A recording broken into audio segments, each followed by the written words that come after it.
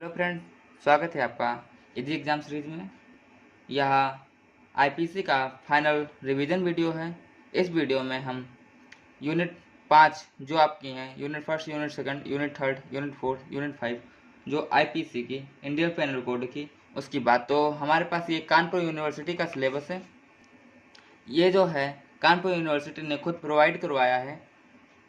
According syllabus क्या कहता है कि हमारा जो पहला पॉइंट होना चाहिए, मीन्स चैप्टर होना चाहिए, वह अपराध की अवधारणा, अपराध के तत्व, बाह्य एवं आंतरिक अपराध क्या होता है, कठोर दायित्व की अवधारणा। यह जो हमारा एक यूनिट हो गई। अगली यूनिट जो है साधारण अपवाद क्या होते हैं, भूल, उच्चतर आदेश, कानूनी बाध्यता के अनुसरण में कार्रवाई, दुर्घटना, आवश्यकता, युवा, उम्र, विकृत चित्त, मादकता, आवश्यकता वश दी गई सहमति, सद्भावपूर्व दी गई सूचना, प्राइवेट प्रतिरक्षा का अधिकार, संयुक्त का एवं रचनात्मक दायित्व, प्रारंभिक अपराध, दुष्प्रेरण, षड्यंत्र एवं प्रयत्न। ठीक है।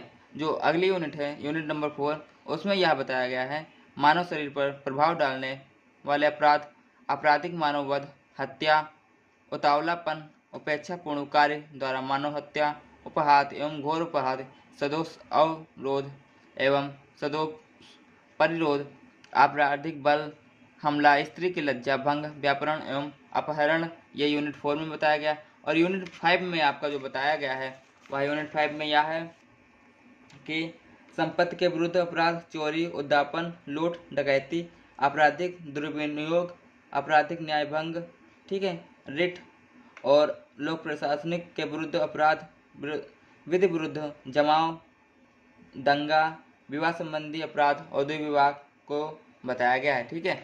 तो हम अपने यूनिट को स्टार्ट करते हैं। पहली यूनिट, यूनिट 1, अपराध अवधारणा एवं तत्व है। क्या? अपराध अवधारणा एवं तत्व, इसके बारे में समझेंगे। इसमें क्या क्या होता है, कौन कौन से पॉइंट इंपॉर्टेंट हैं, कौन कौन से ऐसे ही हैं। ठीक है। तो अपराध क्या होता है? अपराध को इंग्लिश में हम क्राइम बोलते हैं। क्राइम मीन्स अपराध होता है। ठीक है। यहाँ से हम देखते हैं, क्राइम एक जो है फ्रेंच का शब्द है। ठीक है। जिसका जो है क्राइम की उत्पत्ति जो है लैटिन शब्द से हुई है, क्राइमन नामक वर्ड से। ठीक है। जो क्राइमन नामक वर्ड है उसका मीन जो है अलगाव या बदलाव होता है। अलगाव या बदलाव का मतलब कि जब हम क्राइम करते हैं या फिर अपराध करते हैं तो वह कुछ समाज से अलग होता है और समाज उसको जो है दूसरे नज़र से देखता है, तो वहाँ पर अलगाव और बदलाव की भावना होती है। व्यक्ति का आचरण असामाजिक ठहराया जाता है। मीन्स जो अपराध करता है उसका आचरण जो है असामाजिक ठहरा दिया जाता है। अपराध समाजशास्त्री दृष्टिकोण से उन कृत्यों को कहते हैं जो सामाजिक रूढ़ियों तथा प्रथाओं को तोड़ते हैं, लेकिन जरूरी नहीं सारे अपराध बुक में हों। मीन्स आप ये नहीं कह सकते कि कोई जो है, ऐसा नहीं है कि सारे अपराध का जो है उल्लेख किसी बुक में दिया गया हो। जिस अपराध का उल्लेख बुक में दिया जाता है उस अपराध के लिए जो है सज़ा दी जाती है, और जिस अपराध का उल्लेख बुक में नहीं दिया है, मीन्स आईपीसी में नहीं दिया, संविधान में नहीं दिया है, उसके लिए कोई सज़ा नहीं होती। फिर उस अपराध के बाद वो अपराध बुक में या फिर आईपीसी में या फिर जो संविधान में जो है नोट डाउन हो जाता है। उसके बाद से अगर जो वैसा कोई अपराध करता है तो उस पर नियम बनाकर जो है अपराध के लिए उसको कार्रवाई की जाएगी। ठीक है। अगला आपका पॉइंट जो है अपराध का सिद्धांत। अपराध का सिद्धांत क्या कहता है? अपराध का मूल कारण मानसिक दुर्बलता तथा मानसिक हीनता होती है। अपराध आदमी तभी करता है जब उसका जो है दिमागी कमजोरी हो या फिर जो है मानसिक हीनता हो। सन 1905 में विनय साइमन पैमाना बनाया गया। विनय साइमन पैमाना क्या करता है? जो बुद्धिमत्ता और हीनता का पता लगा सकता है। इसके द्वारा हम बुद्धिमत्ता और हीनता का पता लगाते हैं। किसके द्वारा? विनय साइमन पैमाना द्वारा। यहाँ पर ये आपका इम्पॉर्टेंट पॉइंट है, आप इसको नोट कर लीजिएगा, ये एग्जाम में आ सकता है। एक इम्पॉर्टेंट पॉइंट ये है, और दूसरा इम्पॉर्टेंट पॉइंट आपका यहाँ पे था, क्राइम जो है शब्द कहाँ से आया है? फ्रेंच से आया है, और क्राइम की उत्पत्ति लैटिन शब्द क्राइमन से हुई। ठीक है। ये आपके जो है यहाँ पर तक जो है 3 पॉइंट आपके इम्पॉर्टेंट हो गए। अगला आपका पॉइंट है, सन 1919 में गोडा ने व्यक्ति के मंद बुद्धि व्यवहार को अपहृतता को जोड़ने से प्रयत्न किया। मीन्स 1919 में एक गोड़ा नामक जो व्यक्ति थे वो मंद बुद्धि वाले व्यक्ति को अपहार से जो है मीन्स अपरिहता से जोड़ने का प्रयास किया। ठीक है, तो मान लीजिए किसी की बुद्धि अगर जो मंद है तो उस पर जो है आप जल्दी ही जो है अपना हावी हो सकते हैं। मीन्स उसको आप अपने जो है वश में जल्दी कर सकते हैं। ऐसा जो है अकॉर्डिंग टू साइमन पैमाना बताया गया। ठीक है, अगला आपका पॉइंट है मनोविकार विश्लेषण पर आधारित सिद्धांत। मनोविकार मीन्स साइकोलॉजिस्ट क्या कहते हैं? साइकोलॉजिस्ट ये बताते हैं जो मनोविज्ञान विश्लेषण पर आधारित सिद्धांत जो है ये सिद्धांत प्रतिपादन किसने किया? वेले एवं कार्नर ने। ठीक है, ये दो वैज्ञानिक थे। ठीक है, विश्लेषण के मामले में देखा जाए तो ये मनोवैज्ञानिक थे। इन्होंने अपराध के कारण शरीर में मानसिक लक्षणों एवं संवेगात्मक जानकारी खोजने का प्रयत्न किया। मीन्स अगर जो आपका जो है शरीर में मानसिक लक्षणों की कमजोरी है तो उससे इन फ्यूचर में क्या क्या आप जो है संवेगात्मक जानकारी जो है या फिर आप फ्यूचर में क्या अपराध कर सकते हैं उसके बारे में इन्होंने खोज की। हिर्तो क्या कहता है? हिर्तो कहता है निराशा तथा अवसाद व्यक्ति को अपराध की ओर खींचता है। निराशा और अवसाद व्यक्ति को अपराध की ओर खींचता है। इसीलिए हम कहते हैं, इसीलिए पूरी दुनिया कहती है हमें कभी मायूस और निराश नहीं होना चाहिए। मान लीजिए एक रास्ता बंद होता है तो दूसरा रास्ता खुल जाता है। ठीक है, हमें निराश नहीं होना चाहिए। अगला आपका पॉइंट है मनोविज्ञान की जानकारी करके भविष्य के अपराध को पता लगाया जा सकता है। ऐसा जो है कौन बोला? प्रतिपादन करने वाले वेले एवं कार्नर ने बताया था कि अगर जो किसी व्यक्ति की मनोविकार की जानकारी हम लगा ले तो उसके भविष्य के जो अपराध होने की जो है कुछ क्षमता होती है या फिर जो है वो अपराध कौन कौन सा कर सकता है ऐसा हम पता लगा सकते हैं। अपराध का नियंत्रण एवं सिद्धांत, ये जो है अपराध का नियंत्रण सिद्धांत सन 1970 में प्रतिपादन हेस ने किया था। ठीक है, 1970 में प्रतिपादन हेस ने किया था। अपराध के नियंत्रण के लिए विशेष परिस्थिति में लोग विधि को मानते हैं। ठीक है, विशेष परिस्थिति का क्या मतलब है? मान लीजिए अभी आप ही हैं तो कहीं पर अगर जो गाड़ी की चेकिंग होती है तो आप क्या करते हैं? तब हेलमेट लगा के जाते हैं। अगर जो आप अपने गांव में टहल लेते हो तो कभी भी हेलमेट नहीं लगाते। इसका क्या मतलब है कि कहीं पे वो कंडीशन पे डिपेंड करता है कि आप नियम उसको मानेंगे या नियम नहीं मानते हैं। ऐसा ही जो है किसी व्यक्ति के साथ उसकी कंडीशन पे ये डिपेंड करेगा कि वो अपराध कर सकता है या अपराध नहीं कर सकता। ठीक है, ऐसा नहीं होता है कि सभी लोग अपराध ही करते हैं, उनके सामने कोई कंडीशन ना हो या मजबूरी ना हो। ठीक है, कोई के सामने कुछ भी कंडीशन हो सकती, कोई के सामने कुछ, उन सभी के सामने एक विशेष परिस्थिति होती है। लोग वो काम करते हैं जो जल्दी सीखते हैं, जिसमें कुछ लाभ की आशा होती है। लोग अपराध क्यों करते हैं? क्योंकि अपराध एक ऐसा काम है जो जल्दी से जल्दी लाभ प्रदान करता है और वो लोग वही जो है काम सीखते हैं जिसमें हमको जल्दी से जल्दी लाभ मिले। ठीक है, तो अपराध लोग जो है जल्दी सीख जाते हैं। यही बात अगर जो करें, अगर उन्हें लगे कि लाभ से नुकसान हो सकता है और दंड मिलेगा तो लोग अपराध कभी ना सीखें। ठीक है, अगला आपका जो पॉइंट है अपराध का संघर्षता सिद्धांत। इसका प्रतिपादन जो है प्रमुख अपराध शास्त्री कोयली ने किया था। ठीक है, इनके अनुसार अपराधी व्यक्ति समाज की राजनीतिक व आर्थिक जो है स्थिति पर परिस्थिति के उत्पाद के होते हैं और उन्हीं के अधीन रहते हैं। मीन्स अपराध का संघर्षता सिद्धांत के अनुसार जो है प्रतिपादन इसका जो इन्होंने शास्त्री कोयली ने किया था, इन्होंने क्या कहा कि जो व्यक्ति अपराध करता है तो वो अपराध केवल दो ही स्थिति पर कर सकता है, या फिर राजनीतिक स्थिति पर, आर्थिक स्थिति पर और परिस्थिति की स्थिति पर अपराध कर सकता है और उन्हीं के अधीन रहते हुए। ठीक है, और यह कार्ल मार्क्स के सिद्धांत से मिलता जुलता हुआ इनका प्रतिपादन था। अगला पॉइंट आपका है अपराध कारण। अपराध कारण क्या क्या हो सकते हैं? देखो, गोडिंग ने कहा था, गोडेट जो थे उन्होंने कहा था अपराध करने का कोई बड़ा कारण, सबसे बड़ा कारण यह है कि बौद्धिक दुर्बलता। अगर जो आपका मस्तिष्क जो है दुर्बल होगा तो जो है सबसे ज़्यादा रीजन होगा अपराध करने का। इटली चिकित्सक लोम्ब्रोसी जो है क्या कहते हैं और चार्ल्स बोरिंग ने क्या कहा, क्या उन्होंने कहा, क्या उन्होंने गलत साबित किया। इटली चिकित्सक लोम ब्रोसी कहते हैं कि इनके अनुसार अपराध शारीरिक संरचना पर डिपेंड करता है। शारीरिक संरचना पर क्या डिपेंड करता है कि किसी व्यक्ति का अगर जो है सिर बड़ा हुआ या फिर जो है उसके दांत बाहर निकले हुए होते हैं तो जो है वह अपराध करने के लिए ज़्यादा ही आगे होता है, मीन्स उनकी जो है अपराध करने वाली प्रतिशतता ज़्यादा होती है। इसी का जो है गलत साबित किया चार्ल्स बोरिंग ने। चार्ल्स बोरिंग ने क्या कहा कि शारीरिक संरचना पर जो है आधार, जो शारीरिक संरचना का आधार होता है उस पर अपराध नहीं होता। उसका दूसरा एक रीज़न होता है। एक रीज़न यह है कि उनकी मानसिक प्रवृत्ति स्थिति का भी महत्वपूर्ण हाथ रहता है। अपराध करने में व्यक्ति की मानसिक प्रवृत्ति और स्थिति का बहुत ही ज़्यादा महत्वपूर्ण हाथ रहता है। अकॉर्डिंग टू शिकागो के विद्वान क्या कहते हैं, 28% जो है मूर्ख अपराधी होते हैं।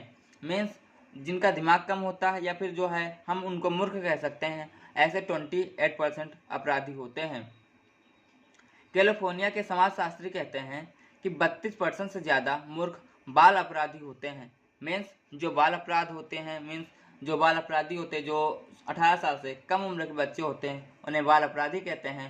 उनका जो है दिमाग 32% जो है बेकार होता है। मीन्स 100 में से 32 लोग ऐसे होंगे जिनका दिमाग मूर्खों वाला होगा। अगला आपका पॉइंट, जालसाजी, तस्करी, धोखाधड़ी जैसे अपराध तीव्र बुद्धि वाला लोग करते हैं, ना कि मंद बुद्धि वाले। जालसाजी, तस्करी, धोखाधड़ी वाले जो है अपराध कोई ब्रिलियंट जो है या फिर तीव्र बुद्धि वाला व्यक्ति ही कर सकता है। अगला आपका पॉइंट है, अगर व्यक्ति अपनी आंतरिक इच्छाएं दबा लिया जाए। मीन्स क्या कह रहा है, अगर कोई व्यक्ति की आंतरिक इच्छा जो मन की इच्छाएं हों उनको दबा लिया जाए तो जब उसे वैसा मीन्स जो इच्छाओं के अनुसार माहौल जब मिलता है तब वह इच्छाओं का अप्लाई कर लेता है और उनका फलना फूलना स्टार्ट हो जाता है। अकॉर्डिंग टू साइकोलॉजिस्ट संरक्षण, मनोविज्ञान संरक्षण क्या कहता है, दुर्बल मानसिक एवं इच्छा शक्ति आसानी से किसी के कहने में आ सकते हैं। दुर्बल व्यक्ति वाले और इच्छा शक्ति जो है, जिनकी मानसिक इच्छा शक्ति कमज़ोर होती है, वो आसानी से किसी के कहने में या बहकावे में आ सकते हैं। यदि उन्हें अपराध के प्रेरित किया जाए तो वो अपराध के लिए प्रेरित भी हो जाते हैं। किसी दूसरे को देखकर भी इच्छा प्रवृत्ति हो जाती है। मीन्स अगर जो सामने वाला बंदा अपराध कर रहा है तो उसको देखकर भी इच्छा प्रवृत्ति हो सकती है। यहाँ पर संगत का असर आपको देखने को मिल सकता है किसी दूसरे को देखकर। और अगला जो है, मान लीजिए कोई ऐसो आराम कर रहा है अपराध करके, अच्छा खासा पैसा कमा रहा है, उसको देखकर भी आसपास के लोग, उसके जो रहने वाले हैं, वो भी उसका जो अनुसरण करने लगते हैं, तो ऐसे भी इच्छा जागृत हो जाती है। इस प्रकार आपराधिक अनुकरण भी जिम्मेदार होता है। अगला आपका पॉइंट है मनोविज्ञान कारण। मनोविज्ञान कारण में क्या कहता है, यह जो है व्यक्ति अपराध के लिए होता है। अपराध किस कारण लोग करते हैं, वहाँ पे कारण दिए गए हैं। ऑप्शन जो है यहाँ पे हैं वह 10 कारण अपराध करने के दिए गए हैं। मानसिक दोष, मानसिक दोष आप जानते हैं कि आपकी जो दिमाग की जो है शक्ति जो है बहुत ही नर्म हो, मीन्स इतनी दुर्बल हो, आपको जो है वो जो है संयम में नहीं रख पाते हैं, वहाँ पे मानसिक दोष आ जाएगा। दमित इच्छा, आपकी इच्छा अगर कोई बचपन में या बाद में दब गई है, उसके बाद जब उसके अनुसार जब माहौल मिलेगा तो वह इच्छा फलने और फूलने लगती है। पारिवारिक कारण आपके यहाँ हो सकता है कि शायद परिवार से ही अपराध का बढ़ावा दिया जा रहा हो, और मानसिक दुर्बलता भी हो सकता है। अनुकरण, अभी आपको बताया कि अगर जो आपके आसपास कोई ऐसो आराम कर रहा तो लोग उसका भी अनुकरण करने लगते हैं। निर्धनता, निर्धनता जो है एक बड़ा कारण होता है, क्योंकि गरीबी बहुत ही बड़ा कारण है अपराध का। अगर जो गरीबी कम होगी तो अपराध इतना नहीं होगा। पैतृक विशेषताएं और प्रवृत्तिशीलता भी 2 कारण हैं। भौतिकवादी संस्कृति, आधुनिकता भी इसका एक कारण है। ठीक है, अगला आपका पॉइंट है विभिन्न प्रकार के मानसिक रोगों को भी अपराध का एक प्रमुख कारण माना जाता है। तो मानसिक रोग जो है कई तरह के होते हैं, उनका भी एक रीजन जो है अपराध करने का माना जाता है। ठीक है, बहुकारवादी सिद्धांत क्या होता है, बहुकारवादी सिद्धांत परिणताओं में मुख्य रूप से हिले, सिरिल बर्ट और अब्राहमसन का नाम लिया जाता है।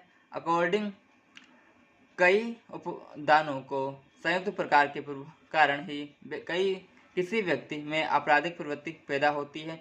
मीन्स कई उपादानों के संयुक्त प्रभाव जो होते हैं उनके कारण भी आपराधिक प्रवृत्ति पैदा हो सकती है। अकॉर्डिंग टू हीले क्या कहते हैं, यदि कोई बालक अपराध करता है तो उसके पीछे कोई एक दो कारण ही नहीं अपितु यह क्रिया कई कारकों के साथ हो सकती है। मीन्स अगर जो कोई बच्चा बालक जो है अपराध करता है तो उसके पीछे एक दो कारण ना होकर कई भी कारण हो सकते हैं। अगला आपका पॉइंट जो है इसी प्रकार सिल्बर्ट क्या कहते हैं, दो तीन कारकों के अपराध की व्याख्या नहीं की जा सकती क्योंकि विभिन्न कारकों के संयोग से ही घटित होता है। अकॉर्डिंग टू एलियर ये इतने इम्पोर्टेंट पॉइंट नहीं है क्योंकि परिभाषाएं जो है लिखित परीक्षा में बहुत इंपॉर्टेंट होती हैं, ना कि MCQ क्वेश्चन पेपर में। ठीक है, किसी एक ही कारण से व्यक्ति आपराधिक प्रवृत्ति का उदय नहीं हो सकता। यहाँ पर आप ये एक ही प्रवृत्ति से यहाँ पे पॉइंट जो है लिखने वाला है, एक ही कारण से जो है आपराधिक स्थिति नहीं हो सकती, ये आप पॉइंट नोट कर लीजिएगा। अगला जो पॉइंट है मानदंड सिद्धांत। मानदंड सिद्धांत में क्या है, रेगलेंज के मुताबिक 1962 के अपराध नियंत्रण के दो मानदंड होते हैं। ऑप्शन नंबर 1 बाह्य मानदंड और दूसरा आंतरिक मानदंड। आंतरिक मानदंड जो है समूह के मानदंड होते हैं, इसमें समूह जो है मिलकर काम करता है। ठीक है, अगला आपका जो सिद्धांत है आरोपण का सिद्धांत। आरोपण सिद्धांत क्या कहता है, फ्रैंक 1938 ने इसको आरोपण सिद्धांत को प्रतिपादित किया। इसके अनुसार सदस्यों की प्रतिक्रिया के आधार पर अपराध को संभालने का विचार दिया गया। इसको बाद में एडमिन लेमर्ट ने जो है 1962 में विकसित किया, जिनके अनुसार औपचारिक अथवा आपराधिकता सामाजिक प्रतिक्रिया द्वारा परिभाषित की जाती है। आपराधिकता का स्वभाव और दर अपराधी की भूमिका के साथ सामाजिक प्रतिक्रिया द्वारा ही स्वरूप ग्रहण करते हैं। ठीक है, यहाँ पर आपकी यूनिट 1 समाप्त होती है। इससे रिलेटेड कुछ क्वेश्चन हैं, आपको हम वो करवा रहे हैं। जैसे हावर्ड बेकर ने जो है बताया कि बाल अपराध 4 टाइप के होते हैं। बाल कल्याण की 1 माह में 20 दिन लगभग कम से कम बैठक होनी चाहिए। विशाखाबाद जो है यह महिला संरक्षण से संबंधित है। ये आपके पॉइंट बहुत ही इम्पोर्टेंट है, ये आपके एग्जाम में आने ही आने हैं। ठीक है, इसमें से आप कटौती नहीं कर सकते, आप इसको ध्यान से देखिएगा। ठीक है, अगला पॉइंट है संरक्षण अधिकारी को राज्य सरकार नियुक्त करता है। IPC का निर्माण कैनिंग ने किया था। ठीक है, बाल श्रमिक 18 वर्ष से कम बच्चों को कहते हैं और बाल श्रमिक दिवस 12 जून को मनाया जाता है। महिला दिवस 8 मार्च को मनाया जाता है। धारा 26A में बालकों से संबंधित नहीं है। ठीक है, अगला है पास्को कोड। पास्को कोड जो है राजस्थान में है। पास्को कानून द्वारा संबंध बनाने मीन्स शारीरिक संबंध बनाने के आयु में परिवर्तन किया गया, 16 वर्ष से 18 वर्ष कर दिया गया। IPC की कुल धारा 511 है। अक्षय तृतीया के दिन राजस्थान में बाल विवाह सबसे अधिक होते हैं। बालकों से संबंधित हेल्पलाइन नंबर 1098 है और राजस्थान में सर्वप्रथम बूंदी ने सती प्रथा को रोका था। ठीक है, अगला आपका जो पॉइंट है राजस्थान में कन्यावध प्रथा सर्वप्रथम गैर कानूनी कोटा ने किया था।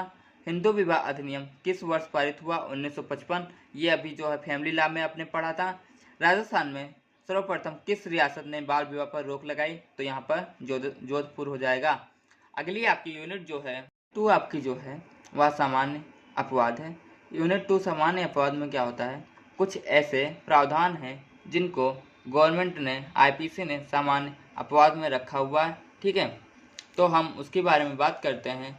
तो सामान्य अपवाद क्या क्या हैं, तो एक यह वाद हुआ था कि एक पति पत्नी का लीडिंग केस था। उसमें क्या हुआ, सुप्रीम कोर्ट ने ये प्रावधान कर दिया कि 15 साल से 18 साल तक की उम्र के पत्नी पर यौन संबंध को अपराध व बलात्कार में परिवर्तन कर दिया।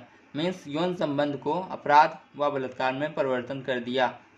अगला, 15 से अधिक उम्र की सहमति के बिना यौन संबंध आप नहीं बना सकते। ठीक है, जब तक उसकी सहमति ना हो। अगला, नो इंडिपेंडेंट नो ने PIL से मुस्लिम लॉ के मामले में भी, ठीक है, इसको जो है PIL से जो है मुस्लिम लॉ के मामलों में भी लागू कर दिया गया। सारे अपराध के लिए सज़ा नहीं होती है, या जो है इस यूनिट में बताया गया है। आप जो अपराध करते हैं तो सारे अपराधों के लिए आपको सज़ा नहीं मिलेगी। आईपीसी के सामान्य अपराध क्या हैं वो आपको धारा 76 से लेकर धारा 106 के बीच में देखने को मिलते हैं।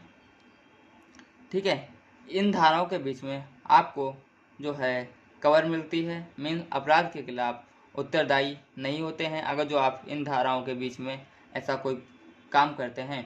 उस समय की स्थिति पर डिपेंड करता है कि आपको कितने दिन की जो है कैसे क्या माहौल में आपको सज़ा या फिर प्रावधान है। ठीक है, अगला आपका पॉइंट है, हर अपराध निरपेक्ष नहीं होता, उनके कुछ अपवाद होते हैं। सारे अपवाद निरपेक्ष नहीं होते हैं। ठीक है, मीन्स सारे अपराध निरपेक्ष नहीं होते हैं, उनके भी कुछ अपवाद होते हैं। जब आईपीसी बनी थी तब यह मानते थे कि अपवाद नहीं होगा, लेकिन ऐसा नहीं हुआ। ठीक है, तो हम स्टार्ट करते हैं। शिष्यावस्था धारा 82 और 83 में दर्शाया गया है। शिष्यावस्था में क्या होता है, आपको ये धाराएं जो है, जो वीडियो आया है धाराएं वाला, उसमें पूरा बताया गया है। ठीक है, आप उसको एक बार वीडियो देखिएगा, आपको पूर्णतः समझ में आएगा। धारा 82 कहता है 7 साल से कम उम्र के बच्चों को कृत्य शामिल है। मीन्स 7 साल से जो कम बच्चे होते हैं उनके जो अपराध होते हैं या फिर उनके कोई काम होते हैं वो धारा 82 में शामिल है। वह कोई भी काम करें उनके लिए वह कोई अपराध नहीं होगा। धारा 83 कहती है 7 साल और 12 साल के जो बच्चे होते हैं वो कोई भी काम करें, ठीक है, उनके लिए वह जो है अपराध नहीं होगा। उसे कृत्य का नतीजा का न्यायालय नहीं समझ पाएगी, क्योंकि 7 साल से जो या फिर 12 साल से जो छोटे बच्चे हैं उनको यह नहीं पता होता है कि वो कौन सा काम कर रहे हैं, उस काम से क्या नतीजा निकलेगा। ठीक है, इसलिए कोर्ट ने उनको और आईपीसी ने कोई अपराध नहीं मानते हुए उनको छूट दे रखी है। धारा 84 के अंतर्गत क्या है, धारा 84 ये कहता है कि कोई व्यक्ति को जो पागल है, ठीक है, या विकृत मन का है, तो उसके द्वारा किया गया कोई भी कार्य जो है सब अपवाद में होगा। वह क्योंकि उसको यह नहीं पता होता है कि वह कौन सा कार्य कर रहा है, वह न्याय संगत है या नहीं है, वह आपराधिक है या नहीं है, क्योंकि उसकी मानसिक स्थिति सही नहीं होती। अगला आपका जो धारा है धारा 85 और 86, यह दो धारा है नशे के लिए जो है दी गई है। मीन्स कोई व्यक्ति अगर जो मान लीजिए उसको ज़बरदस्ती कोई दूसरा व्यक्ति नशा करा देता है, उसके बाद उससे कोई काम करवाता है, तो उसके लिए जो नशा किया हुआ व्यक्ति है उस पर कोई भी चार्ज नहीं लगेगा, उसका कोई भी अपराध नहीं माना जाएगा, क्योंकि वह अपने ही मानसिक संतुलन को बनाने में असमर्थ था। ठीक है, धारा 85 कहती है अपनी इच्छा के विरुद्ध नशे के कारण निर्णय लेने में असमर्थ व्यक्ति के कार्य। ठीक है, और धारा 86 उसका रिजल्ट, धारा 86 में ये होगा ऐसा अपराध जिसके लिए किसी विशेष आशय या ज्ञान की आवश्यकता नहीं होती है, जो नशे में धुत व्यक्ति द्वारा किया जाता है।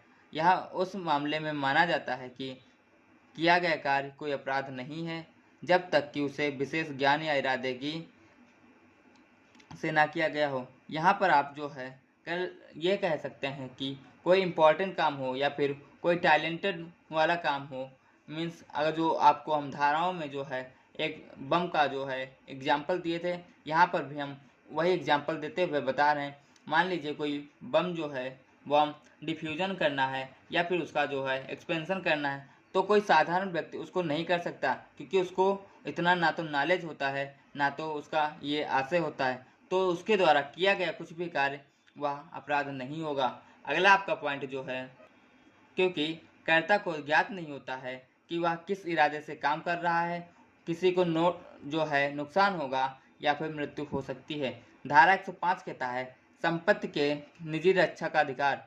मीन्स आप जो है अपनी संपत्ति का जो है जो निजी रक्षा का अधिकार है वो आपको मिला हुआ है। उससे अगर जो आपसे कोई काम ऐसा हो जाता है, मीन्स किसी को नुकसान या रक्षा की ज़रूरत होती है, मीन्स तो आप जो है ऐसा कोई अपकृत्य कर देते हैं जिसके वजह से कानूनी अपराध हो, तो आपको वह अपवाद में रखा जाएगा।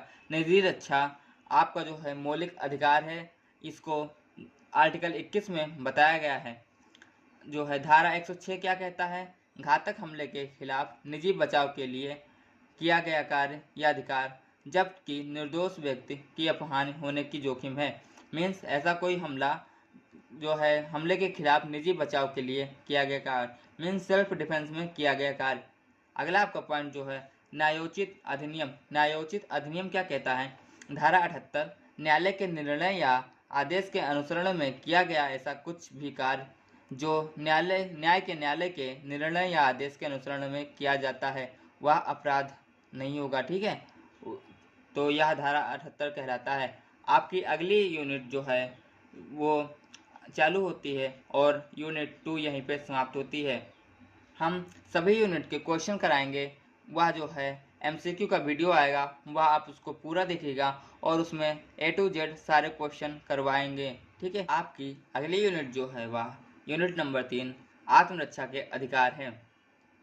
आत्मरक्षा के अधिकार क्या होते हैं, अपनी सुरक्षा और अपनी संपत्ति की रक्षा करना, यह जो है मौलिक अधिकार भी है।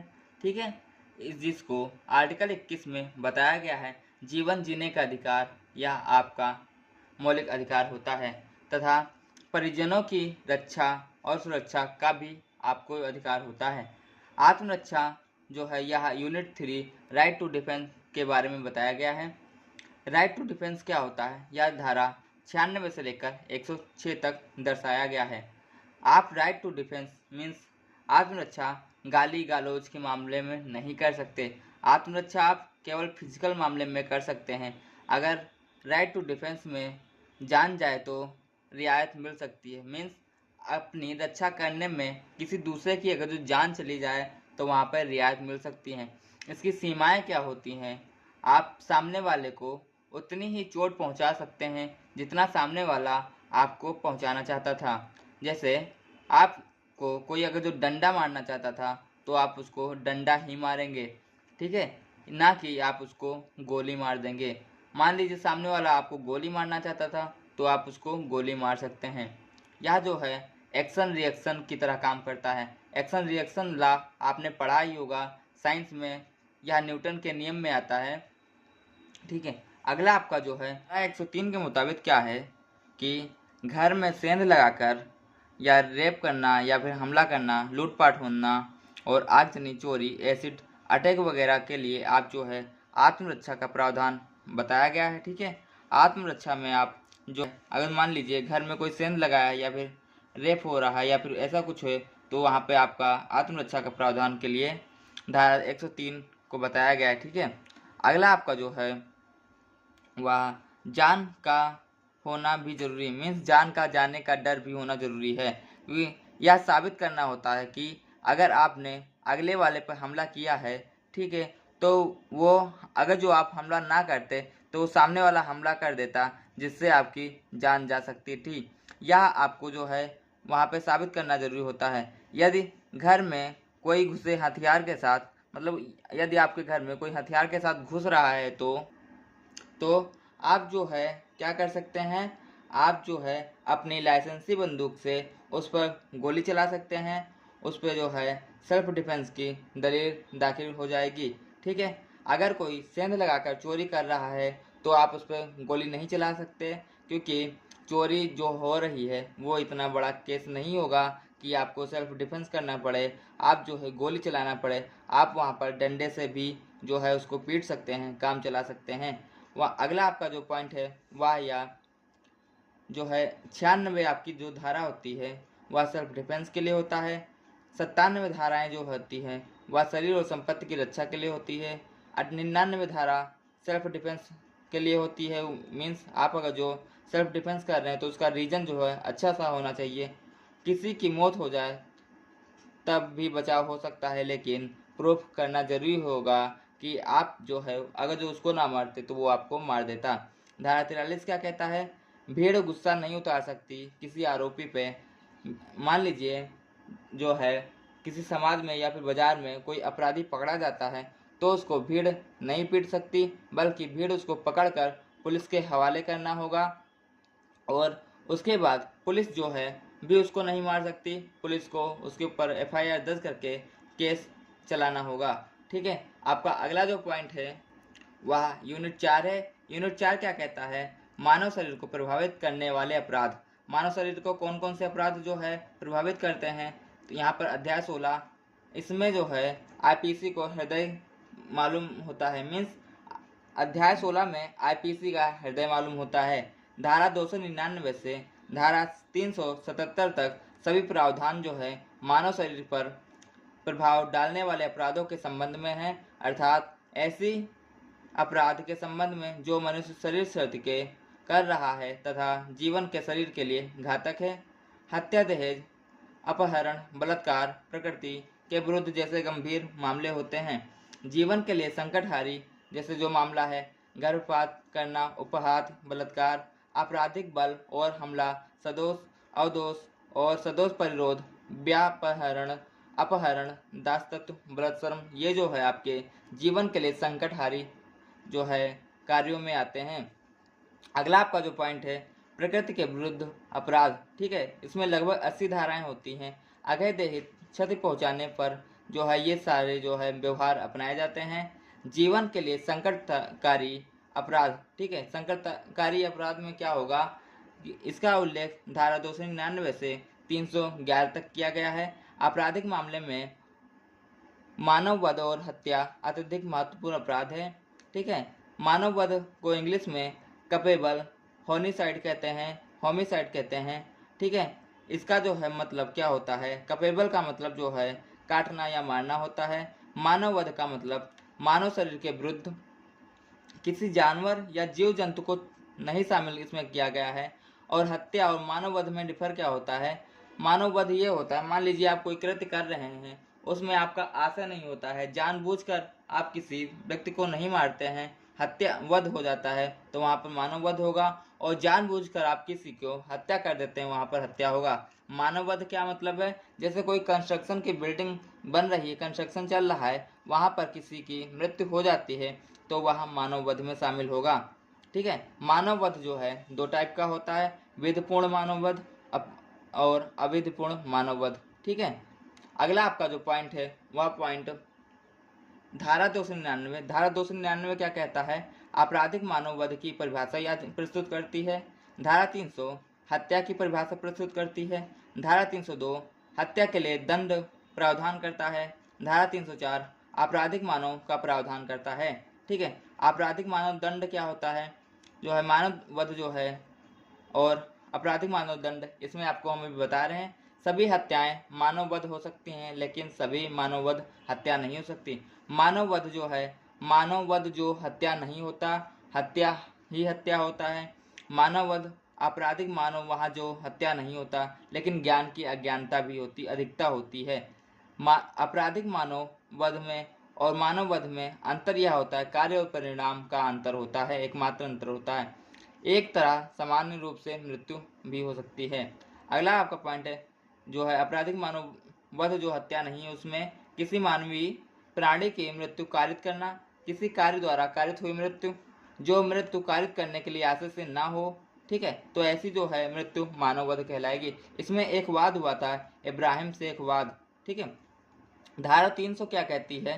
कौन सी हत्या है, कौन सी आपराधिक मानव वध, विस्तृत रूप जो है या जो है धारा 300 में बताया गया है कौन सी हत्या होगी, कौन सा मानव वध होगा। ठीक है, हत्या का प्रावधान क्या है? ऐसी कोई कार्य जो मृत्यु कारित करने के आशय से किया जाता है, जिसमें मृत्यु कारित भी हो जाती है, जैसे किसी को जहर दे देना, किसी को झोपड़ी में आग लगा देना, ये हत्या माना जाएगा।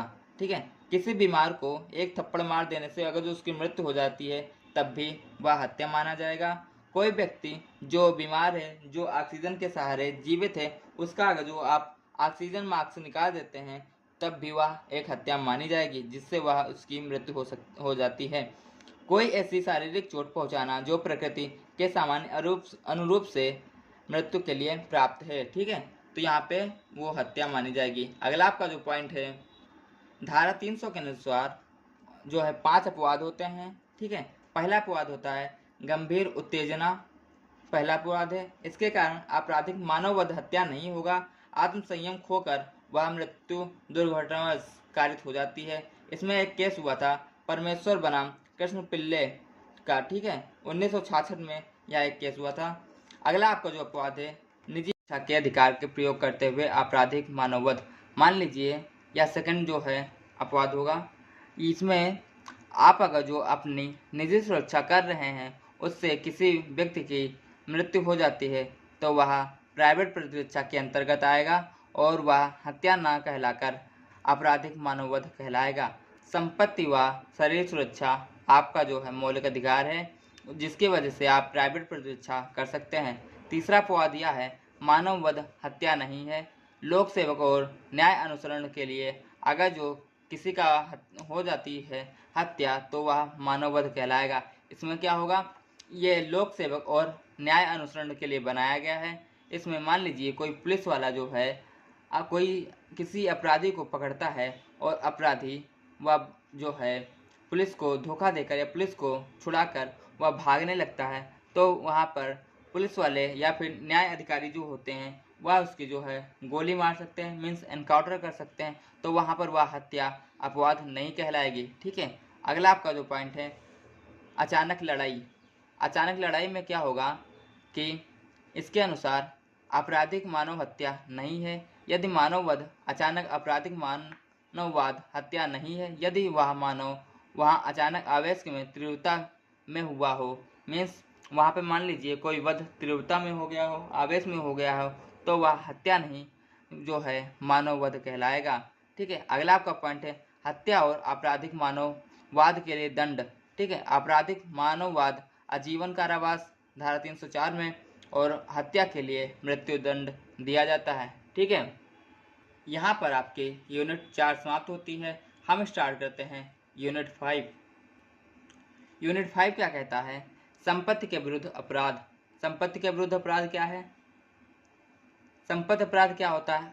अपराध आमतौर पर शामिल है निजी संपत्ति, सेंध चोरी होना, मोटर वाहन चोरी, आगजनी, दुकानों से सामान चोरी तथा बर्बरता, डकैती, जबरन वसूली, या जो है संपत्ति में आने वाले अपराध हैं।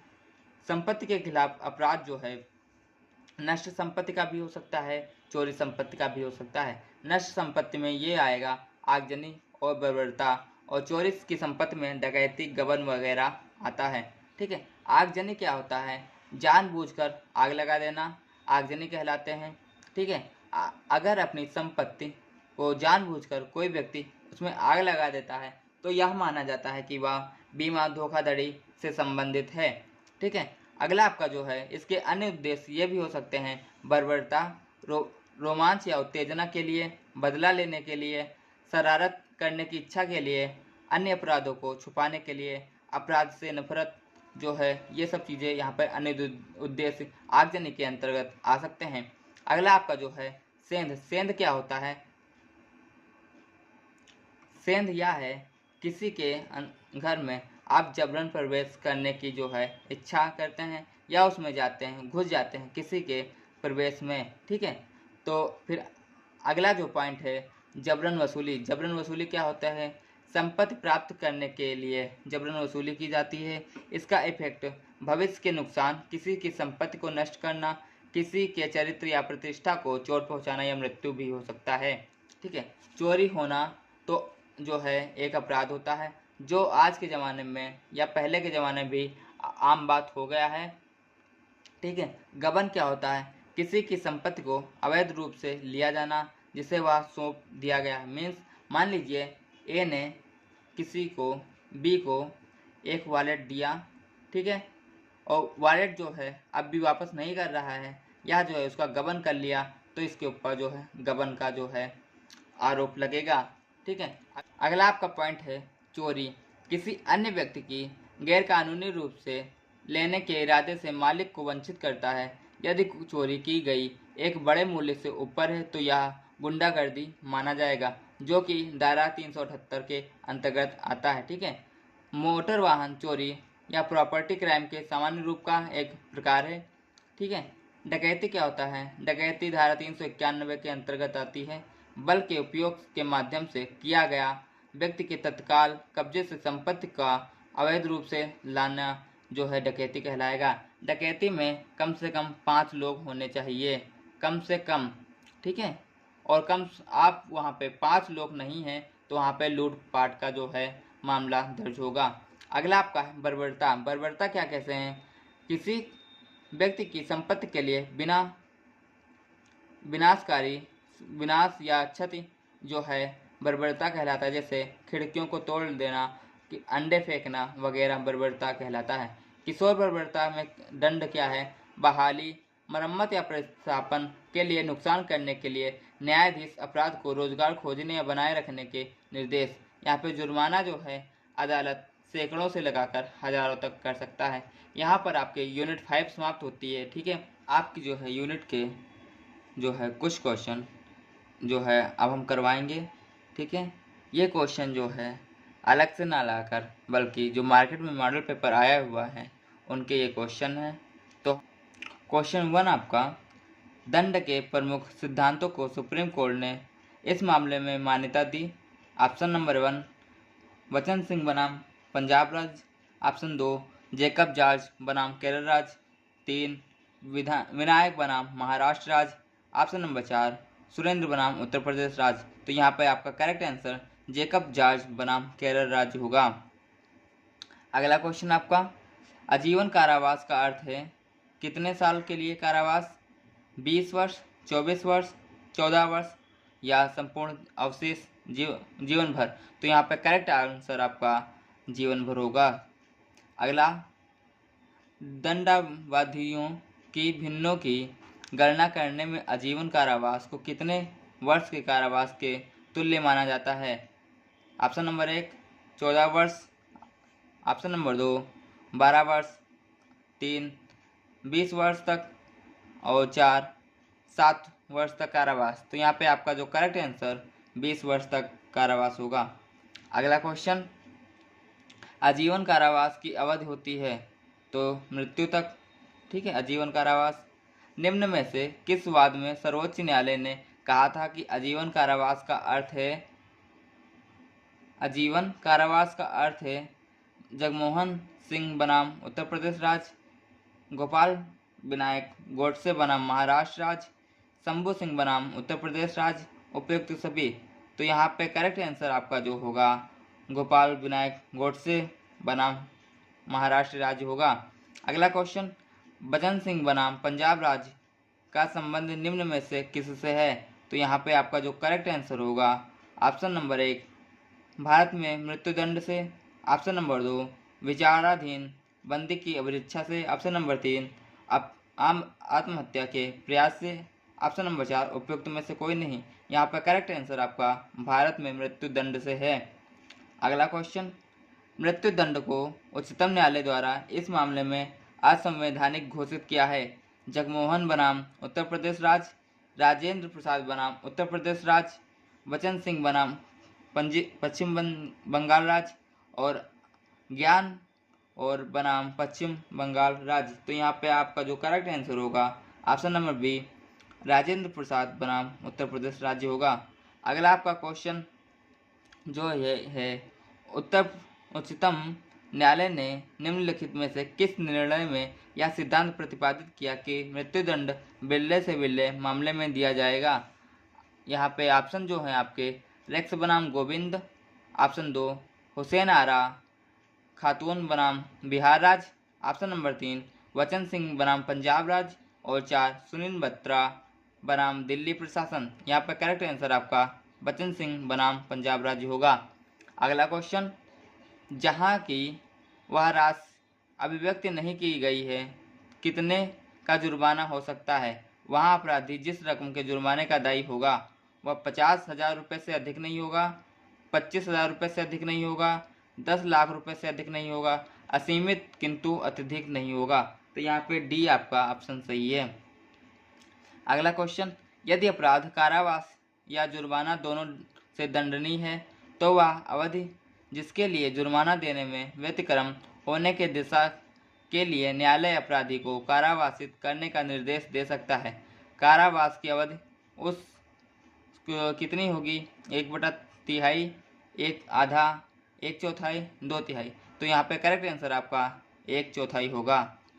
अगला क्वेश्चन, कारावास और जुर्माना दोनों से दंडनीय अपराध के हर मामले में जुर्माना देने से व्यतिक्रम होने की दशा में ऐसे कारावास को दंड दिया जा सकेगा। ऑप्शन नंबर 1, जो उस आशय हेतु निर्धारित अधिकतम कारावास से अधिक न हो, वह कारावास किसी भी भांति कम हो सकता है।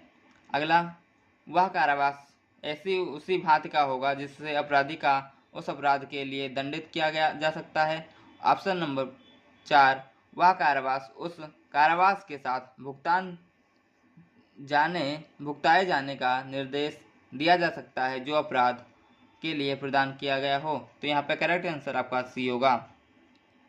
अगला आपका जो क्वेश्चन है, ऐसे अपराध के लिए जो केवल अर्थदंड से दंडनीय है, अर्थदंड से देने में व्यतिक्रम की दशा में, तो ऑप्शन नंबर 1, कारावास साधारण होगा, कारावास सक्षम होगा, कारावास सक्षम अथवा साधारण हो सकता है, कोई कारावास नहीं। तो यहाँ पे कारावास आपका साधारण होगा।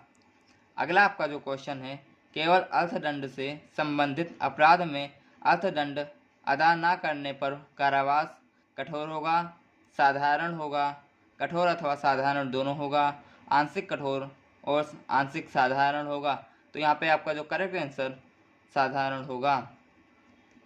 आपका अगला जो क्वेश्चन है वह, यदि एक अपराधी को केवल जुर्माना से दंड अपराध के लिए ₹1000 के जुर्माने से दंडित किया जाता है, तब जुर्माना न देने की दशा में उसे जाने वाले कारावास की अवधि अधिक से अधिक निम्न हो सकती है।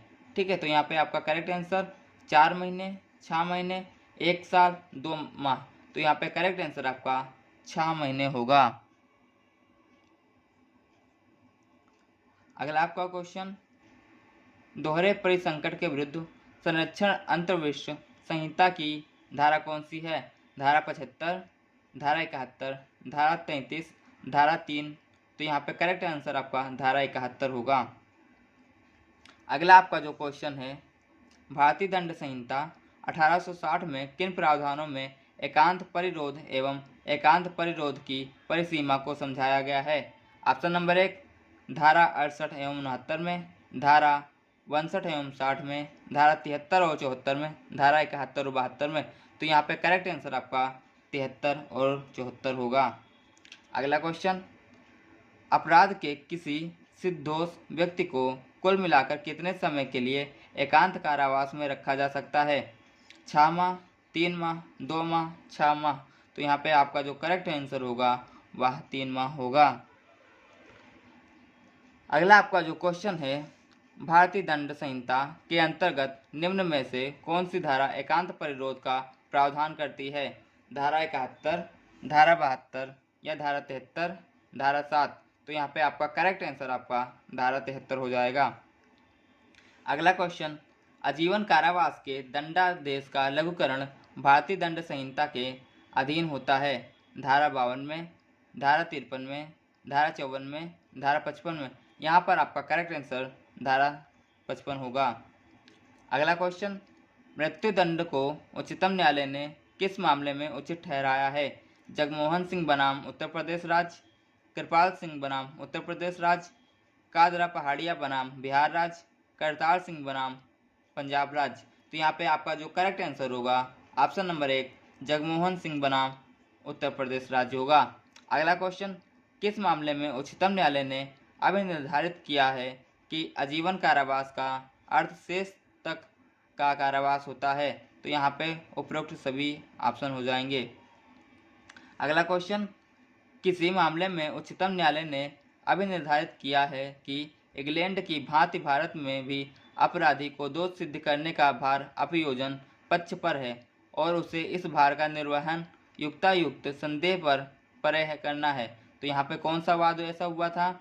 तो नानकचंद बनाम पंजाब राज्य, के.एम. नानावटी बनाम महाराष्ट्र राज्य, मच्छी सिंह बनाम पंजाब राज्य और राजेंद्र प्रसाद बनाम उत्तर प्रदेश राज्य। यहाँ पे आपका जो करेक्ट आंसर होगा option number B, K M. Nanavati बनाम महाराष्ट्र राज्य होगा। अगला क्वेश्चन, निम्नलिखित में से धाराओं का कौन सा समूह अपराध के साधारण अपवादों की विवेचना करता है? तो यहाँ पे आपका जो समूह होगा धारा 52 से 75, धारा 57 से 76, धारा 107 से 120, धारा 76 से 106। यहाँ पे आपका करेक्ट आंसर धारा 107 ये होगा। अगला आपका क्वेश्चन, यदि किसी व्यक्ति का कृत्य सामान्य अपवाद के अंतर्गत आता है तो उसे कितना दंड दिया जा सकता है? कोई दंड नहीं। उस अपराध के लिए विहित दंड से आधा, उस अपराध के लिए विहित दंड से चौथाई न्यायालय के स्वविवेक पर निर्भर करता है। तो यहाँ पे करेक्ट आंसर आपका कोई दंड नहीं होगा। ठीक है। अगला आपका जो क्वेश्चन है वह यह है कि का एक सैनिक विधि के समादेशों के अनुवर्तन में अपने वरिष्ठ ऑफिसर के आदेश से भीड़ पर गोली चलाता है और खा के मृत्यु कारित करता है, का किस आधार पर अपना बचाव कर लेगा? आवश्यकता, दुर्घटना, मतता और तथ्य की भूल। तो यहाँ पे करेक्ट आंसर आपका तथ्य की भूल हो जाएगा। अगला आपका जो क्वेश्चन होगा वह निम्नलिखित में से कौन सा वाद तथ्य की भूल के आधार पर बचाव से संबंधित है? डायरेक्टर ऑफ पब्लिक प्रोसिक्यूशन बनाम बियर्ड, वासुदेव बनाम पेप्सू राज, आर बनाम टाल्सन, रेग बनाम गोविंदा। तो यहाँ पे करेक्ट आंसर आपका आर बनाम टाल्सन हो जाएगा। अगला आपका जो क्वेश्चन होगा, भारतीय दंड संहिता 1860 के निम्न प्रावधान में से किसमें कहा गया है कि कोई बात अपराध नहीं है जो न्यायाधीश द्वारा न्यायिक कार्य करते हुए किया गया था? धारा 75, धारा 76, धारा 77, धारा 79। तो यहाँ पे आपका करेक्ट आंसर धारा 77 होगा। अगला क्वेश्चन, भारतीय दंड संहिता की किस धारा के अंतर्गत न्यायालय ने निर्णय या आदेश के अनुसरण में किया गया कार्य अपराध नहीं है? धारा 94, धारा 92, धारा 79, धारा 78। तो यहाँ पे आपका करेक्ट आंसर धारा 78 हो जाएगा। अगला क्वेश्चन, एक जल्लाद जो मृत्यु दंड निष्पादित करता है भारतीय दंड संहिता की किस धारा के अंतर्गत आपराधिक दायित्व से मुक्त है? तो यहाँ पे आपके ऑप्शन जो हैं धारा 97, धारा 78, धारा 79 और धारा 80। तो यहाँ पे आपका जो करेक्ट आंसर होगा धारा 78 होगा। अगला क्वेश्चन, किसी आपराधिक आरोप के विरुद्ध बचाव के लिए भूल को निम्न में से संबंधित होना चाहिए? केवल तथ्य से, केवल विधि से, चाहे तथ्य से अथवा विधि से, तथ्य अथवा विधि दोनों से। तो यहाँ पे आपका करेक्ट आंसर आपका केवल तथ्य से होगा। अगला क्वेश्चन, विधि और तथ्य की भूल से संबंधित प्रश्न है। तथ्य की भूल माना जाता है, विधि की भूल माना जाता है, अनभिज्ञता की माना जाता है, उपरोक्त में से कोई नहीं। तो यहाँ पे आपका जो करेक्ट आंसर तथ्य की भूल माना जाता है। अगला क्वेश्चन, निम्न कार्य में से कौन सा एक कार्य तथ्य की भूल नहीं है? जहाँ एक अभियुक्त रात्र में जंगल में एक मानव को हिंसक पशु समझता है और उसका कत्ल कर देता है। जहाँ एक अभियुक्त एक व्यक्ति को इस त्रुटिपूर्ण विश्वास में मार देता है कि उसके मकान में उसके कत्ल के आशय में प्रवेश किया। अगला ऑप्शन, जहाँ एक अभिव्यक्ति अपने पुत्र को इस भ्रम में मार देता है कि वह चीता है। और उसके अगला ऑप्शन जो है, जहाँ एक कांस्टेबल ने एक के साथ अपने व्यक्तिगत बदले के लिए बी को भूल से ए समझते हुए बी को क्षतिकारित करता है। तो यहाँ पे आपका करेक्ट आंसर डी हो जाएगा। अगला क्वेश्चन आपका है वह, एक पुरुष शिक्षक ने परीक्षा तलाशी के दौरान एक लड़की को लड़का समझकर उसकी पैंट की जेब में डाल, यहाँ शिक्षक दंड से संहिता के अंतर्गत अपराध किया जाएगा। तो धारा 300, धारा 323, धारा 509, धारा यहाँ पे कोई नहीं। तो यहाँ पे जो करेक्ट होगा कोई नहीं अपराध होगा। ठीक है। अगला क्वेश्चन, लिखित में से कौन धारा विधिपूर्ण कार्य करने में दुर्घटना से संबंधित सामान्य उपबंध की विवेचना करती है? धारा 76, धारा 77, धारा 79, धारा 80। तो यहाँ पे आपका करेक्ट आंसर धारा 80 होगा। अगला आपका क्वेश्चन जो है वह अपराध के अपवादों में दुर्घटना को शामिल करने के लिए निम्नलिखित में से कौन सा तत्व आवश्यक है? या दुर्घटना से या दुर्भाग्य से घटित हुई, विधिपूर्ण कार्य को विधिपूर्ण तरीके से करने में हुई, उचित सतर्कता और सावधानी बरती गई, उपयुक्त सभी, तो यहाँ पे करेक्ट आंसर आपका उपयुक्त सभी होगा। अगला क्वेश्चन, भारतीय दंड संहिता की धारा 80 के अंतर्गत निम्न में से कौन सा सब बचाव का आवश्यक अवयव नहीं है? तो यहाँ पे आपके जो ऑप्शन है, कार्य किसी दुर्घटना अथवा दुर्भाग्य के कारण होना चाहिए, कार्य उचित सतर्कता एवं सावधानी से किया गया हो, दुर्घटना सदैव किसी अवैध कार्य का परिणाम होती है, और अगला ऑप्शन, किसी कार्य आपराधिक आशय या ज्ञान के बिना किया गया हो। तो यहाँ पे करेक्ट आंसर आपका सी हो जाएगा। अगला आपका जो ऑप्शन होगा वह क्वेश्चन यह है कि भारतीय दंड संहिता की धारा 81 के लिए निम्नलिखित में से कौन सा अवयव नहीं है? ठीक है, तो यहाँ पे आपका जो ऑप्शन होंगे, यदि कार्य हानि करने के आपराधिक आशय से नहीं किया गया हो, यदि कार्य सद्भाव में किया गया हो, यदि कार्य बड़ी हानि रोकने के उद्देश्य से किया गया हो, यदि कार्य व्यक्ति या संपत्ति को दूसरी हानि से रोकने के लिए किया गया हो। तो यहाँ पे करेक्ट आंसर आपका डी हो जाएगा। यहाँ पे आपका अगला जो क्वेश्चन है वह यह है, निम्नलिखित में से भारतीय दंड संहिता की धारा 80 के अंतर्गत दुर्घटना की प्रतिरक्षा का आवश्यक तत्व नहीं है। ऑप्शन नंबर 1, कार्य एक दुर्घटना या दुर्भाग्य हो, कार्य दुर्घटना होना चाहिए चाहे वह आपराधिक आशय से ही किया गया हो, कार्य किसी आपराधिक आशय के बिना किया गया हो, उचित सतर्कता और सावधानी से किया गया हो। यहाँ पे आपका करेक्ट आंसर बी हो जाएगा। अगला आपका क्वेश्चन जो है वह यह है, का कुल्हाड़ी से काम करता है, कुल्हाड़ी का फल उसमें से निकलकर उछल जाता है और निकट खड़े व्यक्ति उससे मर जाता है, और तो सावधानी का कोई अभाव नहीं था, ना कि कौन सा अपराध किया है, का ने कौन सा अपराध किया है? तो यहाँ पे सा हो जाएगा। ठीक है, आपके जो अगले क्वेश्चन है वह